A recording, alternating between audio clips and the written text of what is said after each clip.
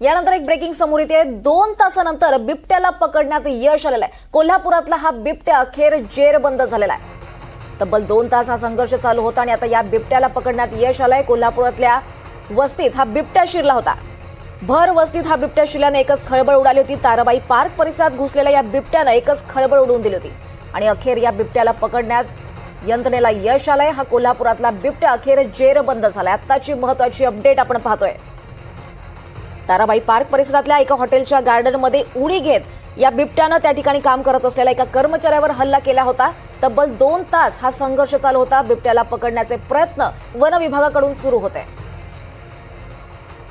अधिक माहिती देत आहेत आमचे प्रतिनिधी विशाल पुजारी। विशाल,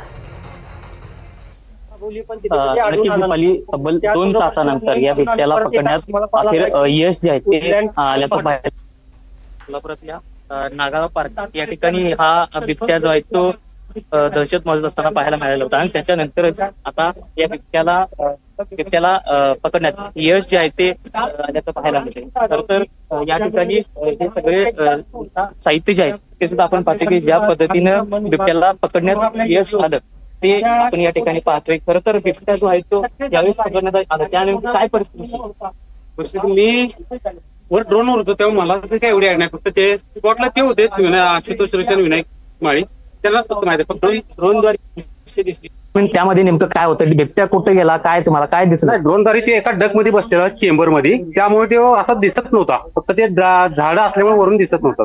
नक्कीच हे ड्रोन द्वारे ज्यांनी दृश्य टिपली त्यांची जी माहिती जी आहे ती आपण पाहतोय। खरं तर काय काय नेमकं ज्यावेळेस बिबट्या कसं रेस्क्यू ऍक्च्युली त्यामध्ये तिथं हाऊस होता एक मोठा, त्याला 2 होल होते। आमचं नियोजन झालं होतं, जाळी वगैरे आम्ही घेऊन पुढे गेलो, जाळीवरती हौदावरती जाळी टाकली, त्यानंतर तो ऍग्रेसिव्ह वर आला।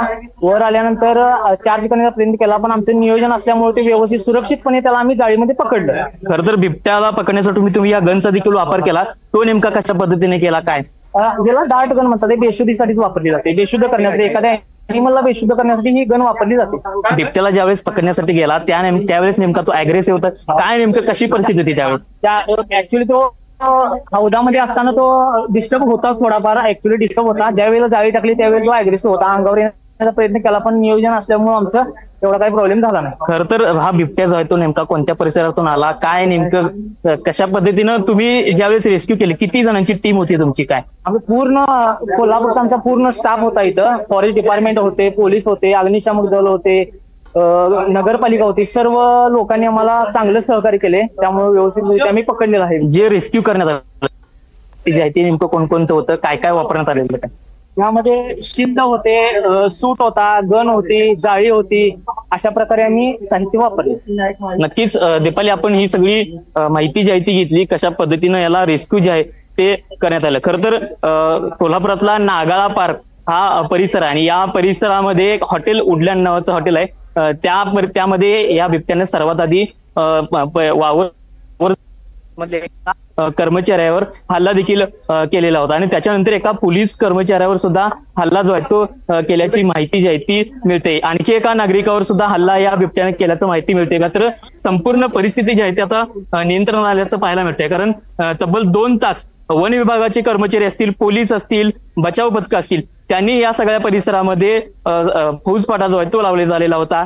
या ठिकाणी रेस्क्यू विभागाची जी व्हॅन होती, वाईल्ड अॅनिमल रेस्क्यू विभागाची व्हॅन ती देखील होती आणि एका चेंबरमध्ये हा बिबट्या जो आहे तो महावितरण विभाग कार्यालयाच्या परिसरातल्या एका चेंबरमध्ये हा बिबट्या जाऊन बसलेला होता आणि तिथून या बिबट्याला आता बाहेर काढण्यात आले आणि त्याला निश्चितच विशाल, त्यामुळे आता नागरिकांची धाकधूक ही कमी झाली असेल। अखेर बिबट्या हा जेरबंद झालाय। तब्बल 2 तासानंतर या बिबट्याला पकडण्यात यश आलेलं आहे।